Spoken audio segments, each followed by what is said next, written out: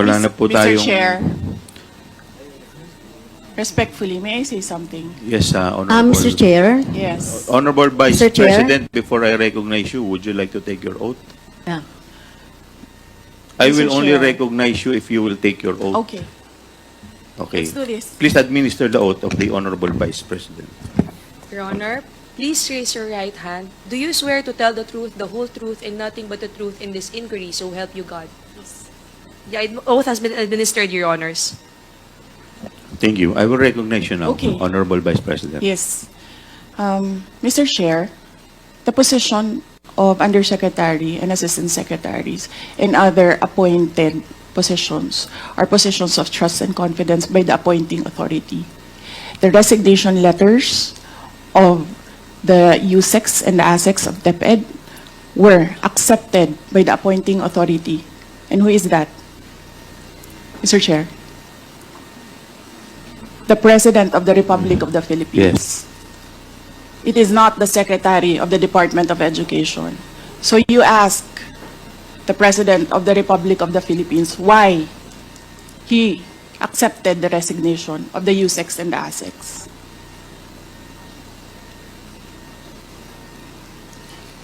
What is the point, Honorable Vice President? Ang sinasabi ko sa inyo, bakit nyo kine-question ang due process? Tanungin nyo ang appointing authority, bakit niya tinanggap ang resignation letter?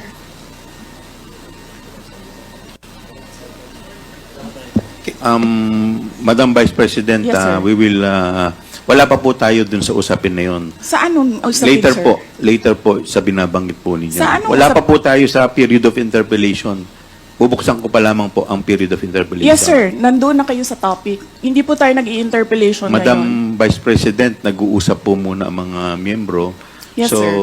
please do respect. Yung Yes, mga, I am very respectful. I am dovetailing from Congressman Marcoleta. The appointing authority is the President of the Republic of the Philippines. Why are you questioning due process in a discussion of resignation of USEX and ASEX? Wala pa pong nagtatanong about that, Madam Vice President. Sir, kinontempt nyo Madam- na, sir, dinetain nyo na yung tao for due process. Madam Vice President, Sir, nasa loob ng detention ang tao because you questioned due process. Asaan ang explanation ng due process ninyo doon? Nasaan? Madam Vice Tinanong President, kita kanina. I'm sorry, sir. Tinanong kita kanina, sino ang appointing authority? USEC ng ASEC. Anong sagot mo? Secretary. Hindi mo pa po- alam. Hindi pa po ako nagsumasagot. Hindi mo. Nakita kita, sumagot. Camera. Kita kita sumagot. Sinabi mo, Secretary. Chairman, motion to Hindi suspend nyo alam for 5 lahat minutes. 1 na minute, ang nag-a-appoint ay one minute President. suspension is declared by the Chair.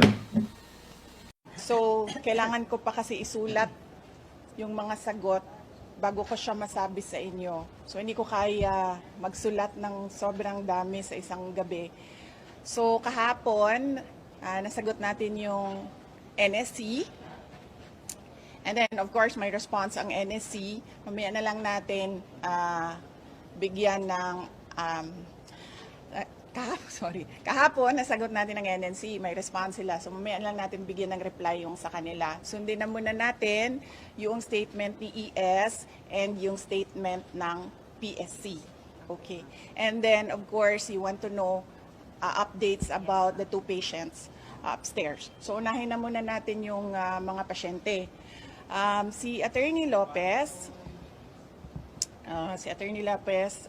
extended yung detention niya, no? So, meron siyang meetings today with all the lawyers. Nandiyan na rin yung kanyang mother who will join the meetings with the lawyers. So, antay na lang natin kung ano yung galawan ng mga abogado ni Attorney Zulaika Lopez. Health-wise, walang iyak today, kanina, walang iyak. Kausap niya yung mama niya, and dumating din yung best friend niya mula sa Davao City. So, nandyan sa taas. And kagabi naman, medyo late natulog. And ang pagkakaalam ko, ang endorsement sa akin kagabi, hindi daw masyado kumakain. So, meron silang request na i-encourage siya na kumain. Okay? And then next is Miss Gina Acosta. As you saw during the hearing yesterday, tumaas yung blood pressure niya, 150/100. And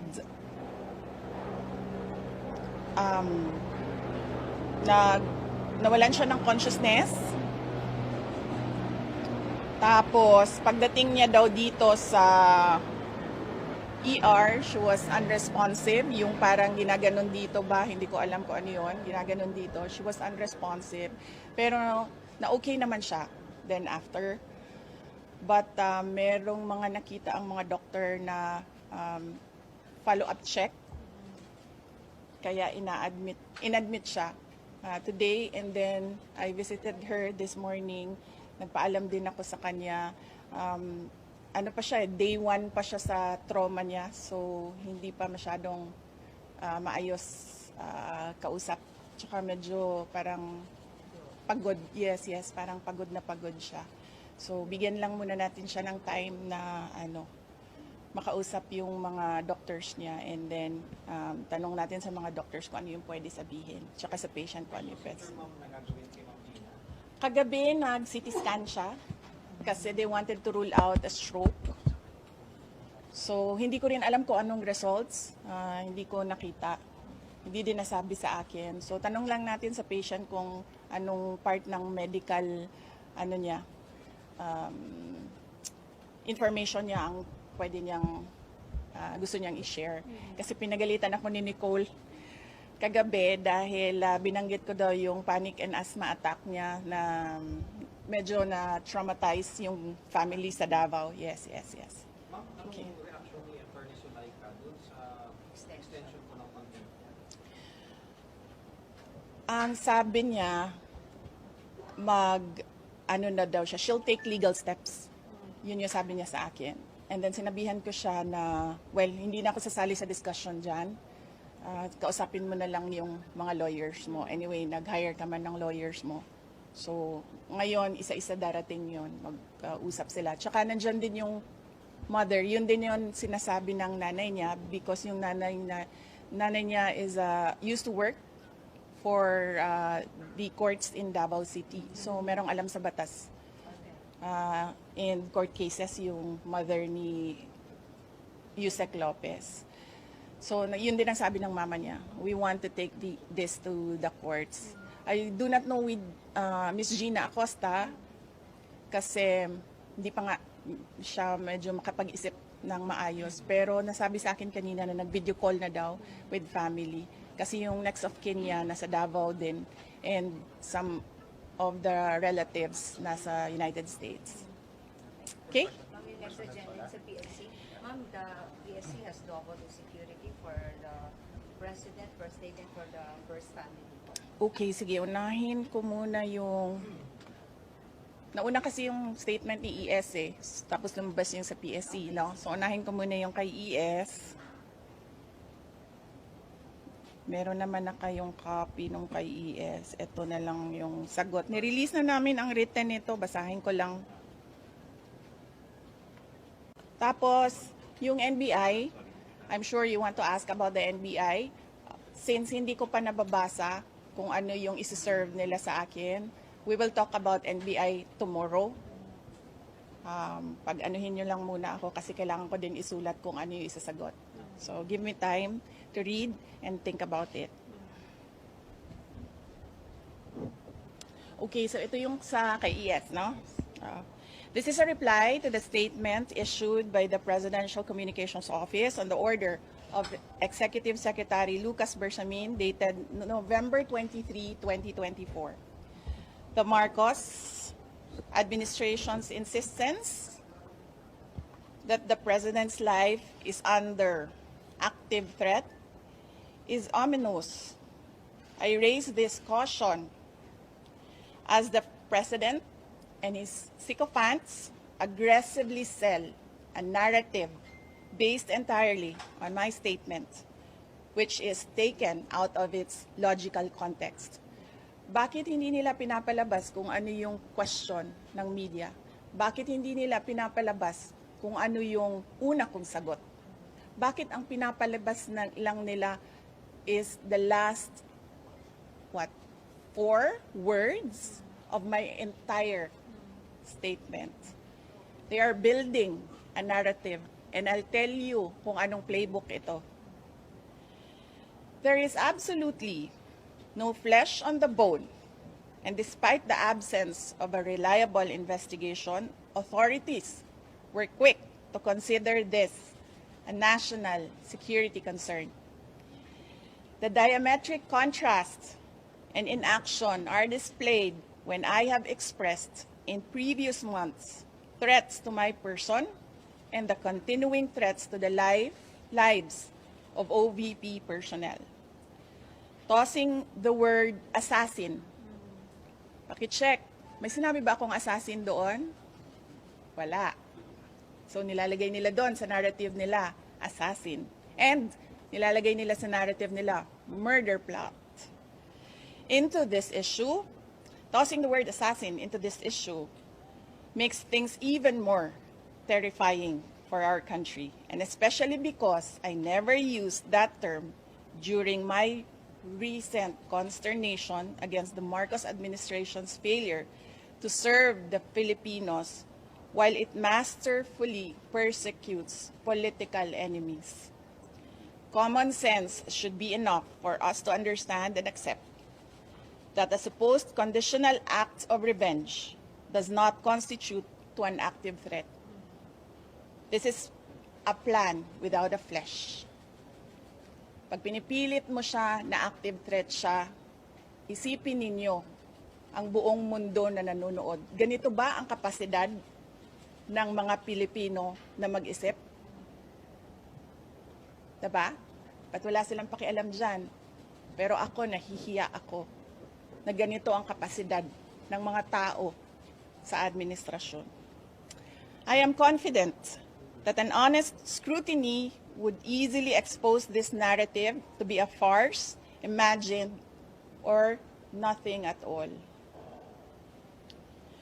So, may question kayo doon. You said you were taken out of context, and you also mentioned that they have a playbook Yes. that they're going by. Yes. So can you explain to us that context, set it straight, Yes. and also explain to us that playbook that you're talking about? Okay, sige. So, the context is, what did I say? I was asked, do you know about the Roman... I'm sorry ha. I was asking for the transcription of all that I said. I did not get it before I came down. So, I have a problem remembering the exact words. Yes. So there was a question about Romanov, and I said, well, this is the first time that I've heard of that. But I've been warned by 2 persons already. 2. Be careful.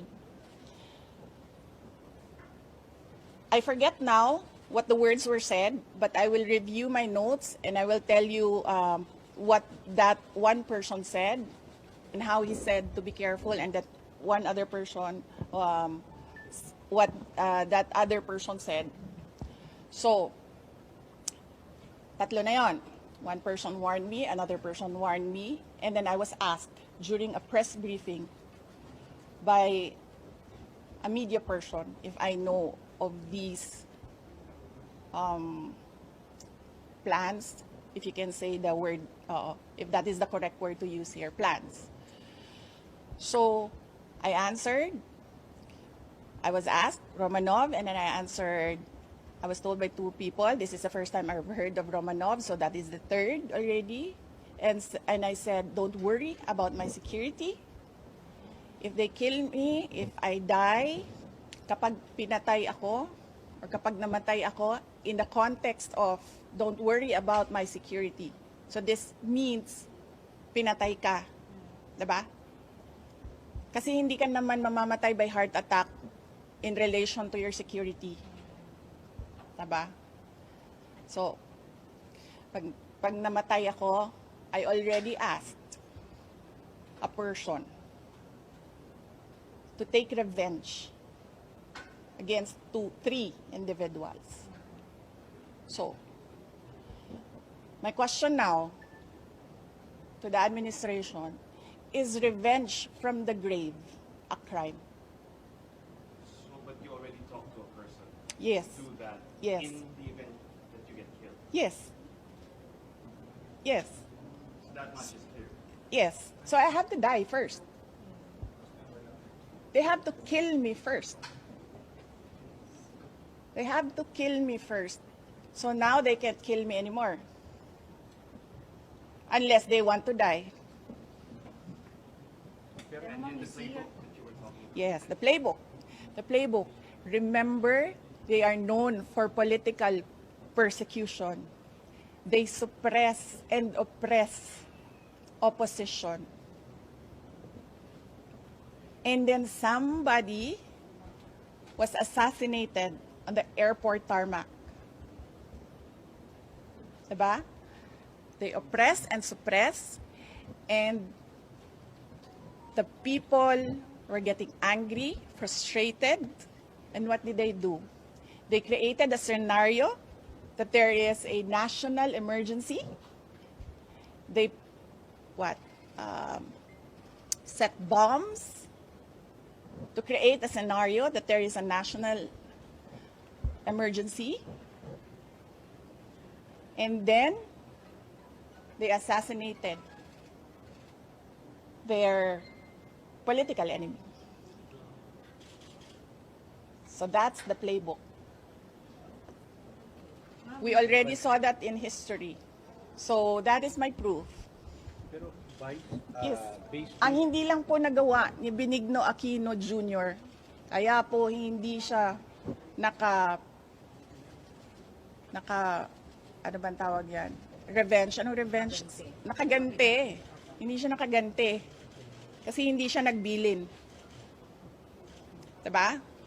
Kaya, hindi nakaganti si Benigno Aquino Jr. kasi hindi siya nagbilin. But you know, Benigno Aquino Jr. is not Sara Duterte. So, ibang tao din siya. Ibang tao din ako. Vice, right now, sabi ng Department of Justice, ongoing na yung kanilang ginagawa na investigasyon. Okay. So, Sir, based dun sa naging statement yun. I have to cut that, sir, because I have to read the subpoena. I've not read it, so I need to write an answer. so, ma'am, you've not read the subpoena, but just to confirm, you are gonna, when the subpoena is served and you've read it, you are Yes. gonna go to the NBI and you're gonna take the NBI. I cannot answer that because I've not read what the content of the subpoena is. So, I do not know. So, we'll stop about the subpoena, no? Let's stop talking about DOJ and subpoena and let's allow me to read through it and then think and then write an answer and then we'll talk. Ma'am, let's go back to the threat. Sabi ni Badoy, sabi ni Badoy, meron daw kayong assassination attempt. There's assassination attempt against you before your birthday. Can you clarify this? Had there been really an assassination attempt before your birthday daw po ito, ma'am? I have not talked to Lorraine Badoy, no? So, let me just talk to her and ask her, no, kung ano yung information niya.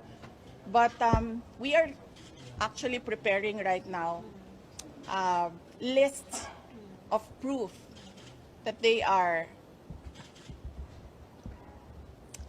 ano ba ito? The whole of government is going after one person, and that's me. But kung gusto nyo, basahin ko yung PSC, mas ano yon, mas merong, I discussed one threat. So, Ano yun, ma'am? you wanna do that? You wanna do PSC? Okay, sige, let's do PSC. But maraming salamat sa pagbabantay ninyo kay Yusek Lopez and kay Gina Acosta.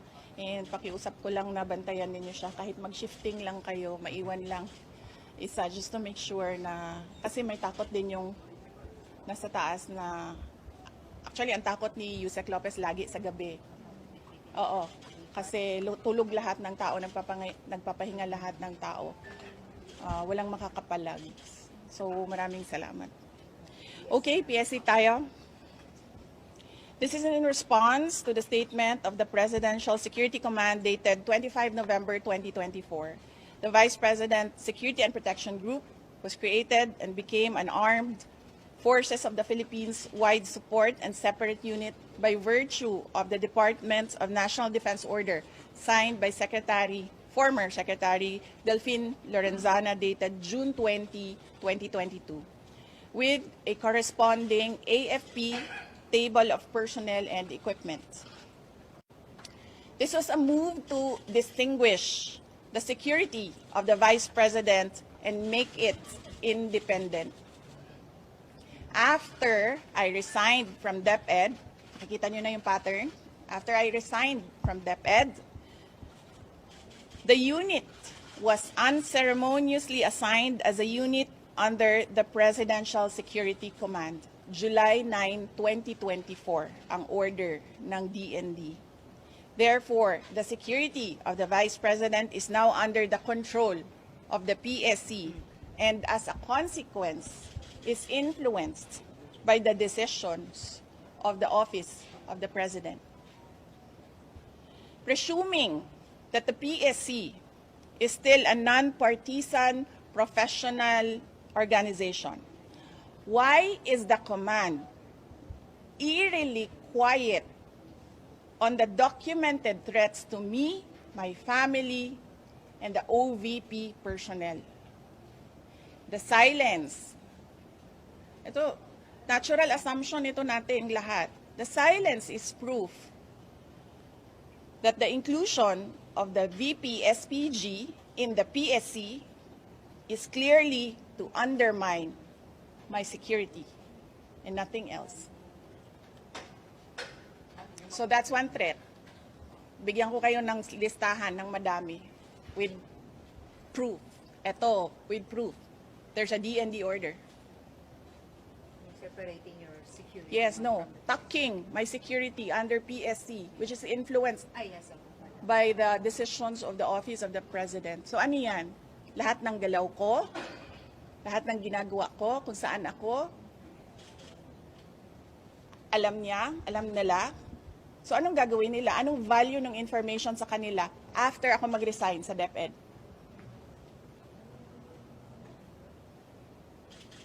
Before, when I was with DepEd and working to help the administration, wala namang ganun eh. Diba? Tapos pag mag-resign ka, ganito ang gagawin sa security mo, imo-monitor ka. Oh, that's one threat. So, I'm coming up with a list of threats, pero we'll take that up baka next week na. Kasi, tao lang po. Hindi kaya magsulat ng kayo, mga gagaling kayo, mabilis kayo magsulat. Ako, kailangan ko... Are you saying that there is a threat for you to get killed by the administration? Well, that is a possibility. You see what they're doing right now? That is an example. They are undermining my security. That is just from the PSC. Hindi ko pa dinidiscuss ang galing sa PNP. Diba? Ang you intend to hire? Yung nagsabi sa'yo ng dalawang tao, anong klaseng threat naman yung sinabi sa'yo, yung hinarn sa'yo? Hindi ko. Mahirap kasi mag-browse ngayon. Hindi ko maalala yung words na ginamit. Oo. Ma'am, with this, I don't trust my memory. Pero in what manner ba? Assassination plot ba yan? Paano ba yun? Hindi, iba-iba yung words na no assassination plot. But the general message is threat to life. Yes. ingat lang yung send, something like that. Oo, wag nyo lang muna i-quote ha, kasi hindi ko maalala. I don't trust my memory right now, so I need to review the notes so that I give you a verbatim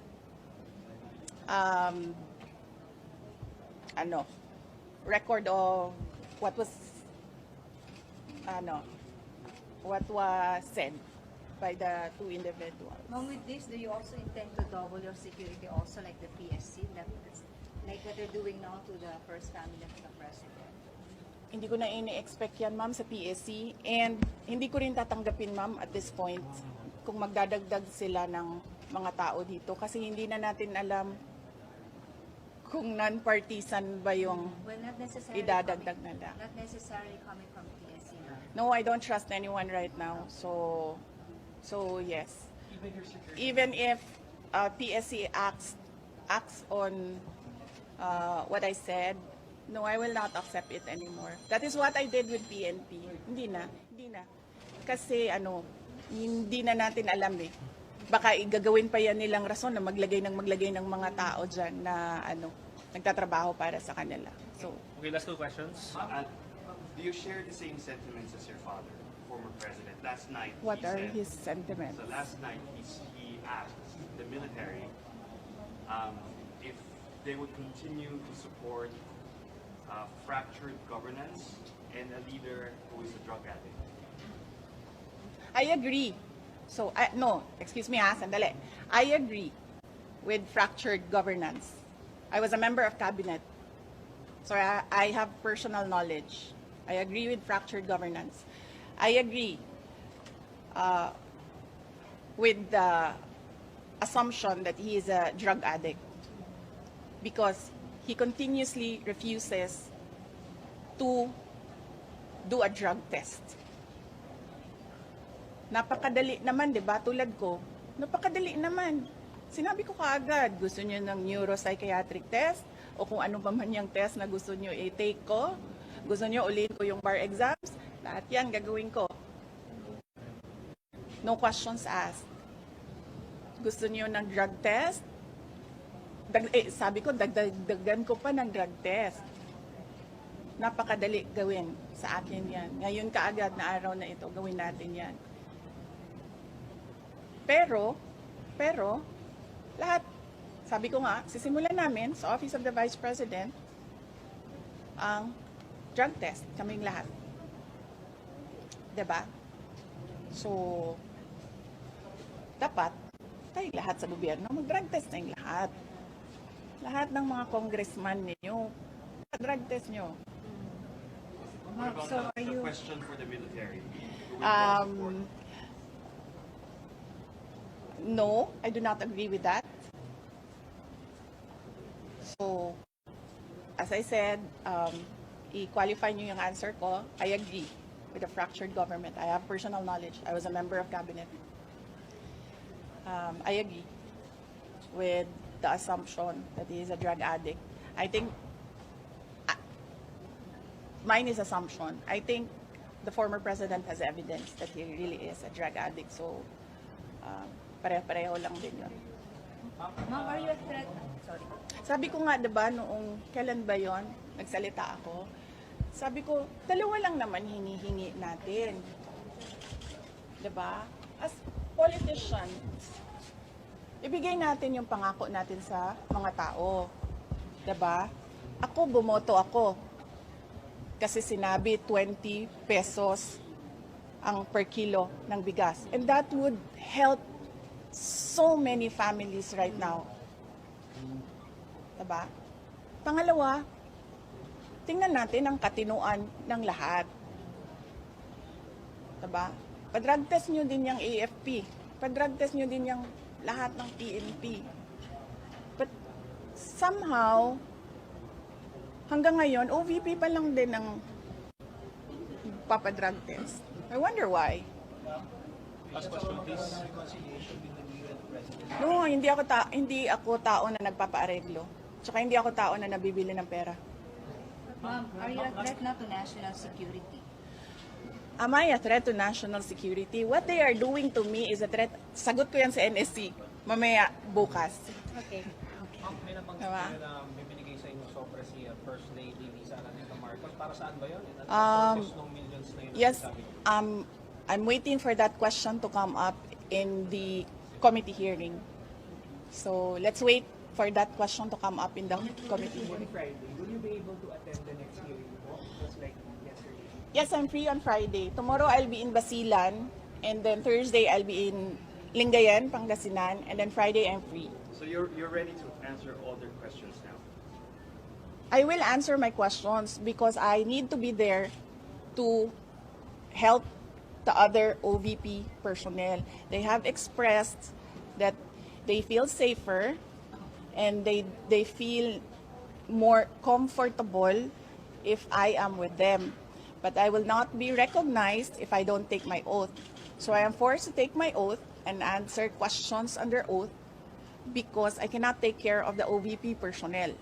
But for example, to explain how 125 million pesos were spent within a matter of 11 days, or they have questions about acknowledgement receipts, will you explain all those or answer all those questions? Isn't it that they've been asking those questions from the resource persons, from COA, from the OVP personnel? So why will I answer again? I already answered when we sent our answers to the Commission on Audit. It was clear there. In fact, ayoko naman kasi mag-discuss ng CF but in fact, the 125 confidential funds had a notice of disallowance, but not the entire amount. Let's make that clear. Not the entire amount of the 125 million was disallowed by the Commission on Audit. Meaning, all the rest of the funds, I do not have the number right now. I think it's approximately 70 million that was disallowed. But that is subject to appeal because gusto ko ba sabihin ito sa inyo? Dahil during the discussion, I was telling the lawyer to submit a document. But the lawyer said, no, you know, when lawyers are discussing and they have their own positions, it's really a difficult meeting to do. I said to submit, and then the other lawyer said, do not submit. Eh di lumabas yung disallowance, and then sinabihan ko yung lawyer, sabi ko, tingnan mo, lumabas yung disallowance. Sabi ko, sa appeal, ilabas mo yung document. Ma'am, si Colonel Chica and Colonel Nolasco na nabanggit po naman. Wait lang ha, so tapusin ko lang. And then, so cleared na yon. The first, second, and third quarters, undergoing audit. Merong AOM na sinasagot namin ngayon. Okay? For DepEd, the first and second quarters, may credit notice na yon. Ibig sabihin, cleared na ang buong pera. Diba? Ewan ko lang kung sinasabi ito ng mga congressman. Of course, hindi nila sinasabi, diba? Because they want to present their own narrative. Tapos na yon. The money in DepEd, first and second quarter, cleared with credit notice. The ongoing audit is on the third quarter only. And it's ongoing. So you cannot question an ongoing audit. And you cannot audit the funds of any government office because that is the exclusive domain of the Commission on Audit. Bakit nag-audit ang ating mga congressman? Dapat sila gumagawa ng batas. Nakikita nyo? Sinasabi na nila ngayon, in the proper time, we will legislate. Kasi sinasabi namin where is the proposed legislation? Hinahanap namin. So ngayon, dinadagdag na nila yon. Madali lang naman siya Pakinggan nyo lang, basahin nyo lang lahat ng mga nangyayari. Madali lang maintindihan kung anong ginagawa nila. Okay? Last question, please. Last question. Humarap na si Colonel Nolasco and Colonel Chica, mas maiintindihan na ba ng publiko at ng Kongreso itong paggastos? Really, I still say that confidential funds, the use of confidential funds cannot be divulged. Sinasabi ko pa rin yan. They cannot be divulged in public. It will compromise lives and security of personnel who are cooperating or who are nandoon sa kabila na asset. You cannot do that. that is why it is called confidential funds. Last question, if we just get your reaction dun sa comment ko ng ilang congressmen na parang nagkakasakit daw po yung mga office staff pag humaharap sa pagdinig. Oo, kasi tineterrorize nila. Of course, magkakasakit talaga ang tao na hinaharas mo, tineterrorize mo. Ako lang naman ang hindi nagkakasakit dahil politiko ako. You can terrorize me and harass me all you want. It does not matter to me. Pero these are ordinary Office of the Vice President employees. They are not politicians. They are ordinary citizens. So, pag hinaras mo yan, terrorize mo yan, ganyan talaga mangyayari. Sinasabihan ko yung doktor kagabi, Doc, i-clear nyo yan na mag-attend ulit. Kung sa susunod, diretsong stroke na yan. Ngayon, swerte tayo, hindi na stroke, hindi na heart attack. But the family has a history of heart attack. Lahat ng kanyang ang parents and I think some relatives, heart attack lahat ang ikinamatay. So, ano ba? Papaupuin pa ba natin doon? Tapos antayin natin, ay, na heart attack. Kay Ma'am Gina Si ito. Acosta. Yes. Diba? So, Last yes. So, yes. Yes, Mr. Billionario, pahingi ng pera. Last one, critics din, they're saying Yes. of course you've already said that you're here almost 24/7 because you're concerned about your staff. Yes. Some of your critics say you're here 24/7 because you're afraid that they might say something, they might divulge something that might incriminate you. They are attending Yusek Lopez attended the hearing. They can ask her questions there. I was not there when Yusek Lopez attended the hearing, so I was not there to influence her and tell her what to answer. If you saw me yesterday, I was not looking at Gina Acosta. I was studying. I was reading laws. I was studying the rules of para na akong congressman ngayon, tanong niyo ako kung anong rules nila. I was studying the rules of the House of Representatives. I was not looking at her.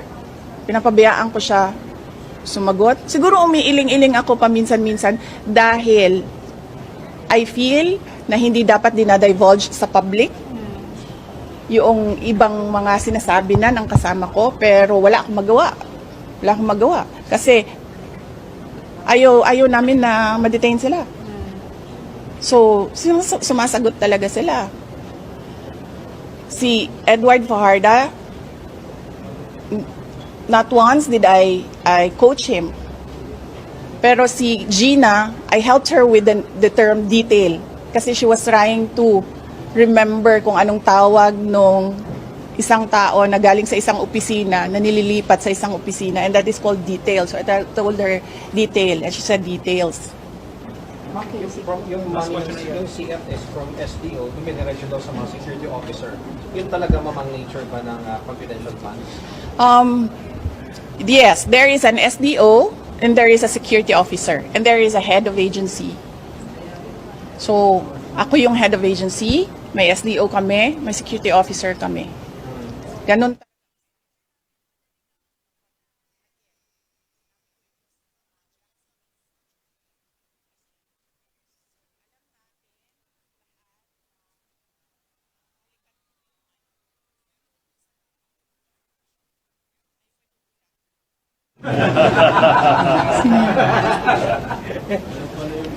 Saan galing yan? Ayun!